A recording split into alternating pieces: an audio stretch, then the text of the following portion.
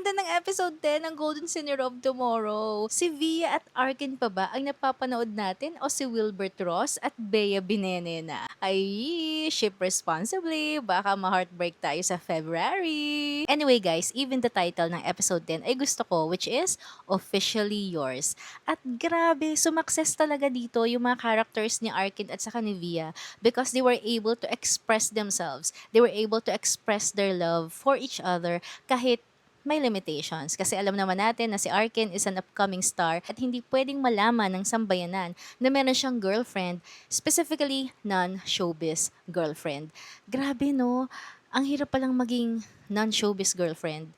As in, kailangan pala matapang ka dito at napaka-pasensyosa mo. Kaya naman, ang pinaka-favorite scene ko dito sa episode 10 ay ang pagtatapat nila Via at Arkin sa family ni Via. Kasi during the situation, relax sila kahit may tao and they were surrounded by people who love them. Makes me wonder kung sa book ay pinakilala rin ni Arkin si Via sa parents niya.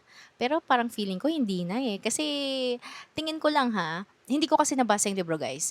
Tingin ko lang na alam na rin ng parents ni Arkin na gustong-gusto ng anak nila si Via. So parang kilalo na lang na hinihintay lang nila na malaman ng dalawa na magjowa sila. Anyway, nabilang nyo ba yung mga kisses nila Arkin at Via sa episode 10? Ako, isa sa mga favorites ko ay itong kiss ni Arkin kay Via sa kotse. Ito ay nangyari first scene ng episode 10. Kiss ito sa chicks guys ha, pero success na success si Arkin dito. Highlight ko lang na ang cute-cute ni Bea Binene sa episode na to. Cute naman siya all throughout the episodes. Pero ito, parang feeling ko extra cute siya dito. Specifically, yung nagpe-pretend siyang fan. Ang ganda ng mga facial expressions niya at saka ang cute-cute niya talaga.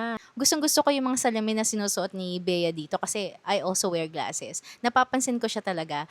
Ang gaganda. Parang nagkakaroon na kayo ng idea kung ano yung mga bibihin ko in the future. At yung kanyang hair color, gandang-ganda rin talaga ako. Pati rin yung hair niya. At syempre, the chemistry of Wilbert Ross and Bea Binene dito sa GSOT is through the roof.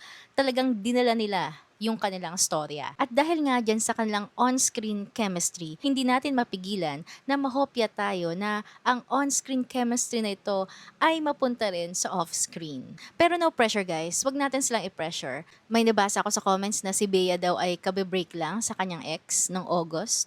So, enjoyin muna nila ang kanilang friendship. At kung nakatadhana talagang maging sila, isa ako sa pinaka magiging masaya for them. Kasi I think bagay sila. Pero kung hindi naman yun ang kanilang tadhana, happy pa rin ako kasi dahil sa kanilang tambalan ngayon, may napapanood tayong nakakakilig at napakagaling na Via at Arkin na na-enjoy natin dito sa Golden Scenario of Tomorrow.